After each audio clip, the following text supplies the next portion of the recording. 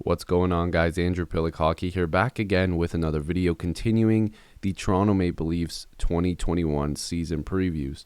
Now, this one is going to be on Alex Kerfoot. Now, every single time I bring up Kerfoot, or I used to bring up Tyson Barrie or Nazem Kadri, you know what I'm getting to here. The trade is always talked about. Everybody's always talking about what went on with the trade.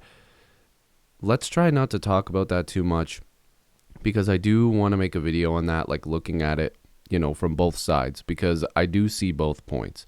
But in this video, I want to preview a very talented player for the Toronto Maple Leafs and what he could be doing this upcoming season. Now, when Kerfoot is healthy and when he's playing at his best, he is a guaranteed 30-point player. The guy is only 26. Some people look at him and go, oh, he's already hit his peak. He's already given us what he's got. No, and if you watched any Avalanche games, like if you knew anything about Kerfoot, is that when he's healthy and he's playing at his best, this guy is very, very good. And you guys seen that with the Toronto Maple Leafs at points or at times this season. But you also have to remember there was a point in the season where he was getting injured, and he was playing through the jaw injury and everything like that. So we haven't really seen Kerfoot give the best of his abilities, and that's not really just his fault. I mean, he was playing through a bit of an injury, and I do think that he has more to give, and that's only good for the Toronto Maple Leafs, because I actually really, really like this player. I think he's good. Just let's wipe away the trade from our memory for now, because we have to move forward, but we will talk about it more if you want to. I will make my video on that, talking about it again. But if we're looking at this season, we're looking at the players that the Toronto Maple Leafs currently have. We can't talk about the past. We have to talk about who they have currently. And Kerfoot is a very excellent third-line center. I really like the way he plays. He's fast. He's not soft. Like people seem to think that he's a soft player just because of his height. He's 5'10", 185 pounds. We'll get into some of the details here, but he's not a soft player. He's not afraid to get into the corners and work. He gets out front of the net. He battles. It seems like some people just, ignore the games and just make an opinion based off of like a chart like this. This is just, some details. This isn't exactly what he is. You have to watch the games. You have to examine it, before you just make an opinion. You know what I mean? So, like I said, Kerfoot from Vancouver, 26 years old, 5'10", 185 pounds, 3 NHL seasons. People are out here talking like he's some seasoned vet and he's hit his peak. He's only played in the NHL for 3 years. The guy has more to give, for sure, a ton more to give. So 17-18 season, 43 points in 79 games played. The 18-19 season, he had 42 points in 78 games played. And then, of course, this year, shortened season, 65 games played. He had 28 points. But again, in some of that, he was injured. And, I don't always use injuries as an excuse. And I really liked when Kyle Dubas was talking about it in his I think it was after one of the seasons, like one of the press conferences. I don't know if it was last season, I think it was, or the season before that. Regardless, he was talking about how injuries and stuff like that, he's like, all teams have injuries, whatever. But when you're talking about a specific player, it can affect how they play the game. It can affect how they're dealing with their everyday game day stuff. You have to kind of have some sympathy for some of these players, because if they are playing through an injury and they're still giving you good hockey, just imagine what they're like when they're not injured. So just looking at his playoff statistics too, he had 3 points this year in 5 games played for the Leafs as a third-line centerman.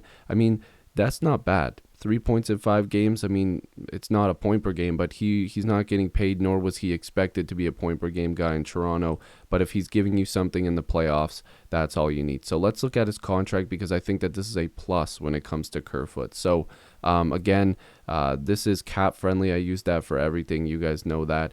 His cap hit is $3.5 million. There's a lot of players that are signing bigger contracts that are giving the same production as Kerfoot, and he might be giving you a little bit more with his speed and his ability to not play soft, and he's a little gritty. He's not the softest guy out there. So I like his cap hit. I think that he fits in quite well, but again, There was a ton of trade rumors surrounding this guy. There's definitely a lot of talk that he could still get traded. So we'll have to see as the season goes on how those talks progress, or if it's even a possibility, or, you know, if it'll ever happen, because I actually do like this player. So anyways, like I said, $3.5 million. This is what his contract looks like right now.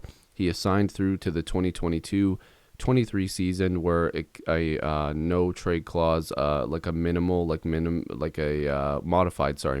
no trade clause. So basically, there'll be some teams that he can go to, and some teams that he can choose. So the Leafs trade him in the next couple of years, then he doesn't really have a choice. But in this final season, he definitely has a little bit of a choice. So this $3.5 million is a good deal. Obviously, this was coming off of his ELC technically, and his entry-level 2-year deal that he signed there. But this is a very, very nice contract. I know some people will disagree with that, but I really like Kerfoot's deal. I want to go back to his numbers again. This production for a third-line centerman, I'm completely fine with what you give. And there's some storylines coming into this year for him, because I think that Kerfoot could have an endless possibility of line mates on this third line. There's talk of Jimmy Vesey, and also, by the way, before I keep going, Kerfoot can move up and play on that second line and play on the wing or something like that. God forbid there's an injury. We're gonna knock on wood. But with injuries or whatever, like, Kerfoot can play all over the place, which is good, and that's good when you have guys like that can play up and down the lineup. Guys like Thornton and Spezza can fill in. The Leafs have a bunch of different guys that can give you good minutes, playing anywhere. But like I said, Kerfoot and VC played together when they played for Harvard, and they were putting up good numbers. People seem to think Kerfoot is like this older player that, he's giving you everything that he's got. He's 26. He's going to give the Leafs a lot more this year. I'm telling you right now, I would basically bank on Leaf fans changing their mind on Kerfoot. He hasn't shown everything that he can do. And I think, with the talent that the Leafs have and the depth that they've brought in, especially he could be playing with a guy like Wayne Simmons that could open the ice for him, playing with a tougher guy like that. He'll find more opportunities to put pucks on the net, which is clearly what we need him to do. Kerfoot can score. He can give you, 15 goals in a regular, 82. But if he gives you 10 goals this upcoming season in a shortened season, that's great. That's what we need out of him. That's all we need. We need that extra production, that second, third line production that this team needs. We need the Leafs to have a lot of depth this year, because we seen with Tampa, they have depth. They had a really good team, and that's what you need. You need that type of depth to be a successful champion. You need to have that depth to win games, to win playoff games. The Leafs need to win a round. They need to win more than a round. This team needs to compete this year, or else there's going to be big changes. So hopefully you guys enjoyed this review or player preview for Alex Kerfoot. I've been doing them for every single player. If this is the first one you're watching, make sure to go check out the other ones on my channel, and stay subscribed and tuned in, because more is coming, obviously, for the rest of the team. So hopefully you guys enjoyed this video. Make sure to leave your predictions for Kerfoot down below. And yeah, hopefully I'll see you guys in the next video or stream. Peace.